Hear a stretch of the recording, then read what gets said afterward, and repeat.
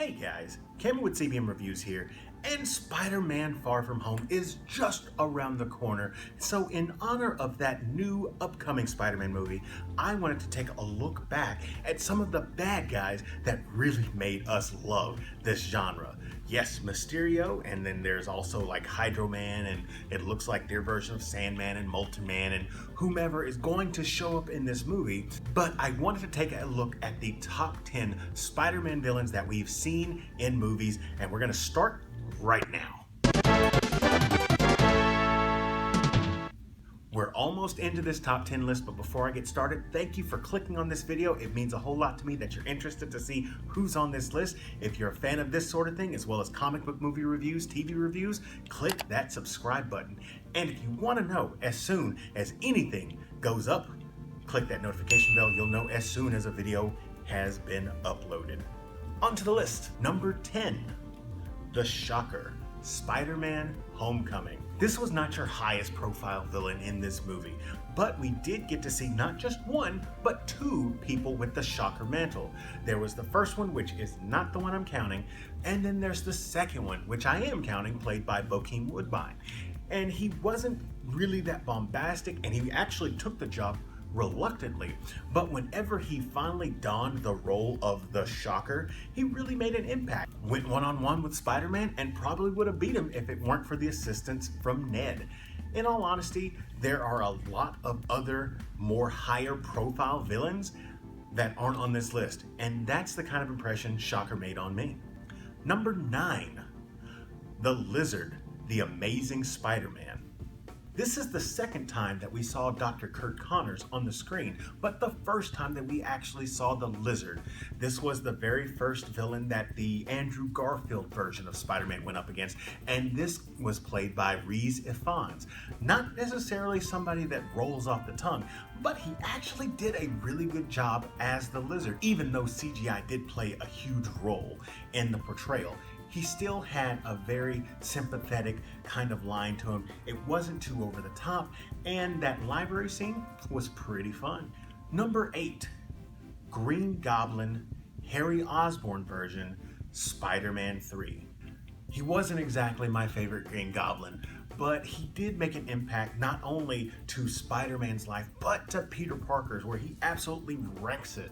Makes him break up with Mary Jane, causes a whole lot of other stuff, and Peter Parker kind of goes off the deep end, gives him a grenade to the face. And eventually that Green Goblin does turn around and help Peter when saving Mary Jane. But at the very beginning of it, when he goes to town on Peter, causing Peter to kind of go further than what he meant to, and almost killing Harry, it was something that, even though the movie isn't that great, that particular character was impactful. Number 7, Sandman, Spider-Man 3. We're going back to back on the Spider-Man 3 train, and this time we're talking about Sandman, played by Thomas Hayden Church. He was very much a picture-perfect representation of the character from the comic book to the screen. And he had a very sympathetic story where he is just trying to provide for his daughter, but unfortunately, the way that he goes about it is against the law.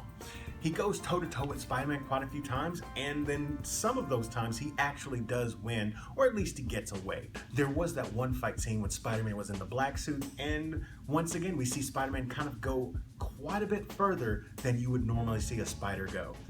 But having said all that, this villain was definitely top tier caliber, just not as top tier as some of the other people on this list. Number 6, Dr. Octopus, Spider-Man Into the Spider-Verse. You didn't see that one coming, did you? This is Lydia Octavius, not Otto Octavius from Spider-Man 2. We'll get to him later. But this is a character that I really did not expect to see. I didn't see her coming, even though it probably should have been prevalent, but I absolutely loved this version of the character. This is the first of many villains from this movie that's going to make the list, and should she have been higher? Maybe. But there are some heavy hitters coming along, and she made such an impression that she beat out quite a few others that you understand. You understand. Number 5, The Green Goblin, Spider-Man. This was the very first Spider-Man movie, and Norman Osborn made a huge impression, so much so that he actually appeared as sort of apparitions in later movies. But this first Green Goblin was amazing. I just wasn't in love with the way that his costume looked, but everything else about him was perfect. The way that he acted, the way that he spoke, the way that he was very menacing in that same way that you saw in the comic books. And the Norman Osborn part was perfect. So much so that it caused a character who should have been a little bit lower because of his look rise up a bit because of how well Willem Dafoe acted. Number 4, The Prowler, Spider-Man Into the Spider-Verse.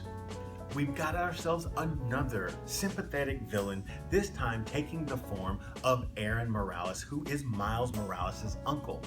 But he's under the employ of the Kingpin, and therefore he's got to do what the boss says, or else there's going to be repercussions. We see him be absolutely relentless in this video, as he's pretty much the Kingpin's number 1.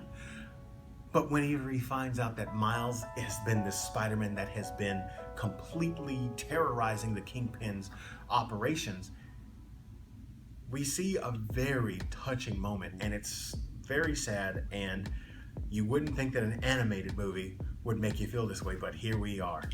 Number 3, The Kingpin, Spider-Man Into the Spider-Verse. This is the third villain from this movie to make the top 10 list, and the Kingpin did not disappoint. One of the reasons why he rises so much higher than Lydia, Octavius, and Aaron Morales is that he actually kills Spider-Man. How many other villains on this list can claim that? So the Kingpin is this huge, giant, comically so character, and he was played very well by Liev Schreiber. And I did not mention the other voice actors that were in this video, like Mahershala Ali as the Prowler and Catherine Kahn as Lydia Octavius. They all do great jobs, no one more than the other, but I have to say the Kingpin was the real deal in this movie. Number 2, The Vulture, Spider-Man Homecoming. There's a reason why this villain gets as much praise as he does. First off, Michael Keaton plays this character brilliantly. He has a very menacing Adrian Toomes about him.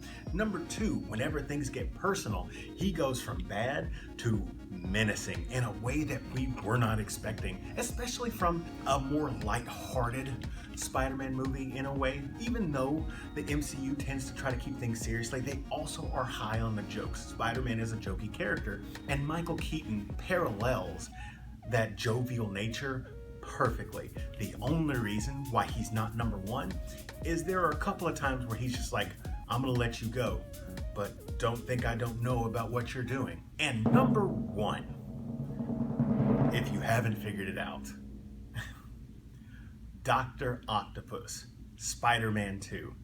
At this point, you guys probably think I have a huge hard-on for Spider-Man 2, and I do, and if you don't know why, you can click that and find out. But putting my personal opinions aside about the movie as a whole, Doc Ock from this particular movie is the perfect antagonist and mirror of Peter Parker. Science experiment gone wrong, gains powers, and wants to use those powers to benefit himself. Except he doesn't have a moment where he says, great power, great responsibility, and continues down that dark path. And what follows are some of the best interactions between the two, some of the best fights between the two. And I just gotta admit, as much as I wanted to not have him be number 1 and show some bias, he's just one of the best Spider-Man villains of all time. But Spider-Man Far From Home is coming out July the 2nd, and who knows where Mysterio might pop up on this list. Let me know where you think he'll pop up in the comment section down below. If you enjoyed this video, hit that like button, and if you're new here, subscribe to the channel. Share this with your friends, and as always, this is Cameron with CPM Reviews. We'll see you next time.